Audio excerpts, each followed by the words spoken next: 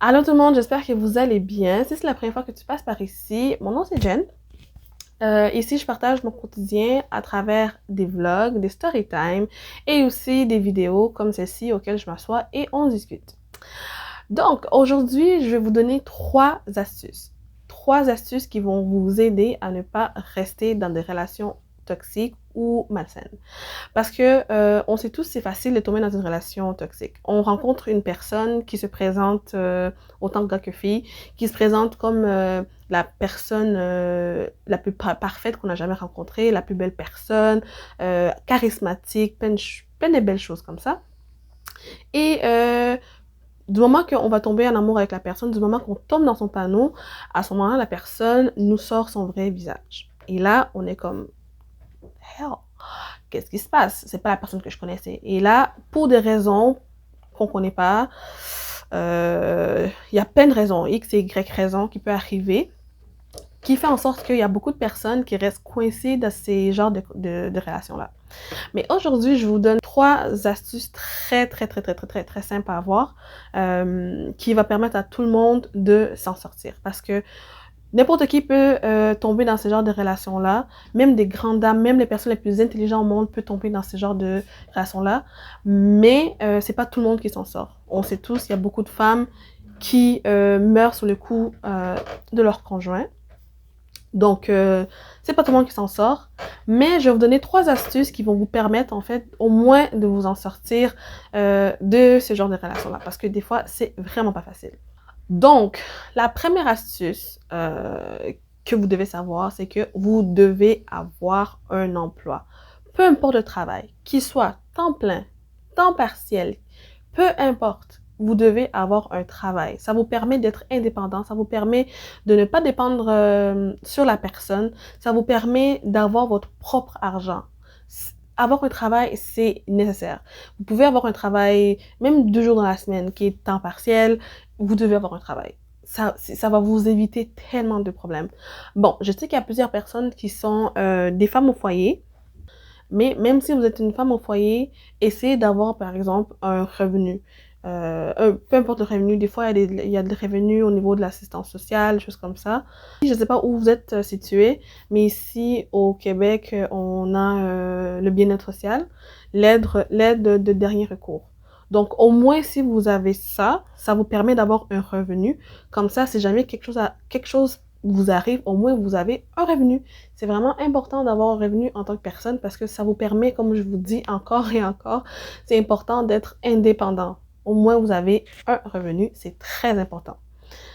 Deuxième astuce que vous devez absolument aussi avoir, c'est un compte de banque séparé. Oui, les amis, les comptes de banque séparés. C'est un peu... comment je vais dire ça? Parce que les gens qui sont mariés, ils ont souvent le même compte pour tout. Et ça marche pour certains, mais pour certains, ça ne fonctionne pas. Il faut avoir un compte séparé. Je m'explique. C'est-à-dire que vous avez chacun un compte à vous, mais vous pouvez avoir un compte conjoint pour peu importe, vos dépenses de la maison, l'épicerie, les factures, tout ça, vous avez un compte conjoint pour ça, mais vous avez aussi un compte séparé, chacun un compte. Au total, dans la maison, il doit y avoir 3 comptes, c'est-à-dire un pour la femme, un pour le mari, et un compte pour la femme et le mari pour les dépenses de la maison. C'est très important. Pourquoi un compte séparé? Parce que souvent, dans beaucoup d'histoires qu'on entend, c'est que l'homme a vidé tout le compte et il est parti, ou la femme a vidé tous les comptes et il est parti. Donc l'autre personne qui reste se retrouve avec absolument rien, blablabla. Donc il y a plein de choses qui arrivent, plein des histoires d'horreur comme ça. Je voudrais pas que ça vous arrive. Donc s'il vous plaît, ayez un compte à vous et après un autre compte conjoint avec pour les dépenses de la maison, peu importe ce que vous voulez faire avec. Et aussi, ça vous permet en fait d'avoir de l'économie, comme dans le premier astuce, vous devez avoir un travail. Et avec un compte en banque, ça vous permet au moins de garder une partie de votre argent pour vous, pour des économies personnelles, peu importe. Je dis pas genre des économies pour après vous barrer, laisser votre conjoint. C'est pas de ça que je parle. Juste des économies en tant qu'humain. On a tous besoin d'argent à un moment donné dans la vie. Donc, c'est vraiment juste pour ça. Troisième et dernière astuce. Il faut absolument, je vous dis, il faut absolument, pour le troisième astuce que j'ai à vous donner, ne jamais vous éloigner de vos amis ou de votre famille. Toujours rester en contact avec vos proches. C'est très important. Pourquoi je dis ça? Parce que souvent, dans ces genres de relations malsaines ou toxiques, souvent la personne est un peu abusive. Donc la personne est abusive dans tous les sens. Ça peut être verbal, physique, émotionnel, peu importe. Et la personne, dans la plupart des cas, la personne vous éloigne d'abord de vos amis et après de votre famille. Après ça, au bout de toutes ces manœuvres, vous vous retrouvez seul, isolé avec lui seulement. Donc, imaginez-vous, vous n'avez pas d'emploi, vous n'avez pas de compte en banque et vous n'avez ni amis ni famille.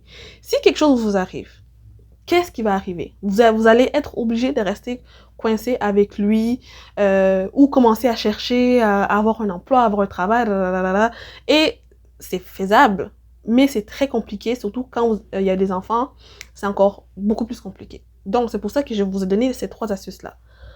Avoir un compte en banque, avoir un emploi pour les revenus, et le troisième, ne jamais vous séparer de votre famille ou de vos amis. Je parle pas des amis... tu sais, on connaît tous les amis qui profitent de nous, des mauvais amis, des choses comme ça. Non, je parle pas de ça.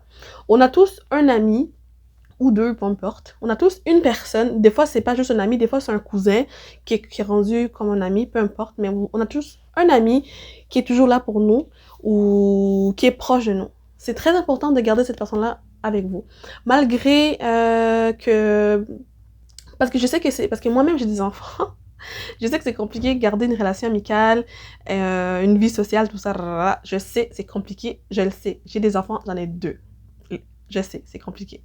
Mais c'est quand même important de quand même essayer de garder une relation avec nos amis parce que dans des situations comme ça, ils vont être très utiles pour nous écouter, pour nous aider peut-être à s'en sortir ou peu importe. Mais c'est vraiment important d'avoir une amie avec nous. Si vous n'avez pas d'amis, il n'y a pas de problème, mais au moins ayez votre famille proche. Mère, père, frère, sœur, peu importe, gardez votre famille proche. Parce qu'à ce moment-là, si quelque chose arrive, vous avez quelque part où aller, où vous logez. La famille, c'est toujours important. Même si vous ne vous parlez pas tous les jours, même si vous vous attendez pas, parce que c'est pas toutes les familles qui sont proches. Donc, au moins, ayez toujours une amie ou un membre de la famille qui est proche de vous. C'est très important. Parce que souvent, dans ces genres de relations-là, comme je vous ai dit, on appelle ça les bourreaux, en tout cas, les abuseurs. Ils ont tendance à nous éloigner de nos proches, nos amis et tout ça, pour nous isoler. Et en plus de ça, souvent, ils demandent à la femme d'être une femme au foyer. Donc, la femme se retrouve sans travail, sans revenu, sans rien. Donc, la personne, elle est juste au service de ce monsieur-là ou des fois, le contraire, de cette femme-là. Parce que les personnes qui abusent les autres, ça peut être autant une femme qu'un homme. On est tous au courant, même les hommes sont victimes de violences conjugales, peu importe. Donc, au moins avec ces 3 astuces-là, oui, vous pouvez tomber dans ce genre de relations-là, mais avec ces 3 astuces-là, ça va vous permettre au moins de vous en sortir. On ne sait jamais qu'est-ce que l'avenir nous réserve. Ça peut être vous ou bien votre voisin qui est dans ce genre de situation-là, des situations de relations vraiment malsaines, mais toujours oublier d'avoir ces 3 choses en main en tout temps. C'est-à-dire un emploi, un revenu et avoir un ami ou un membre de la famille qui est proche, qui est en contact. C'est très important, ça va vous éviter tellement de problèmes, un gros mal de tête, ça va vraiment vous éviter beaucoup de choses. Quand je disais compte en banque, c'est un compte en banque séparé, ok? Pas en conjoint, un compte en banque séparé, guys. Donc c'est beau, si jamais vous avez vraiment aimé la vidéo, n'oubliez pas de juste liker la vidéo et surtout n'hésitez pas de me suivre pour ne pas manquer d'autres vidéos que je vais faire et aussi activer la cloche de notification. Donc c'est terminé pour la vidéo et on se dit à la prochaine. Bye!